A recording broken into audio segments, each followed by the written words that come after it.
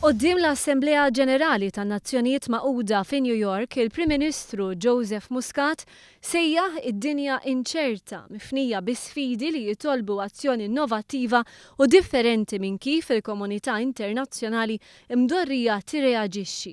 Kien hawn illi semma l-konflitt fil-Lvant Nofsani. We need a return to meaningful negotiations, and I stress the word meaningful. The ongoing tit for tat, the culture of hatred and intolerance, the self-righteous proclamations and the recriminations are leaving nothing but death and destruction. Sfida oħra ewlenija hija l-gwerra fis-Sirja. Il-Prim Ministru stqar li dan huwa konflitt li qed jiġi minsi, iżda li għandu proporzjonijiet kbar u katastrofiċi.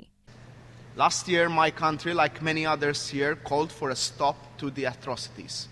Are we simply going to repeat this call this year as well? Refera r-riżoluzzjonijiet li ħarġu frott ħidma tal-Kunsill tas-Sigurtà fih dan in-Nazzjonijiet Maqgħuda u qal li dawn huma turija ċara li fejn hemm irrieda pajjiżi minn madwar id-dinja jistgħu jaġixxu flimkien għal għan wieħed. Jonqos issa, tenna Joseph Muscat, sens ta' urġenza u attitudni deċisiva. Dan biex anke tiġi indirizzata s-sitwazzjoni fil-Libja. There is a bright future for Libya, but the Libyans themselves need to find the hope to realize it. And they can only begin to do that with the help of the international community. Il-Prim Ministru Malti stqar li sfida ewlenija hija l-globalizzazzjoni tal-mibeda permezz ta' siti soċjali u għodda oħra li għandha ġġib bidla fil-mentalità daqskemm ġabu l-ewwel u t-tieni gwerer dinjin.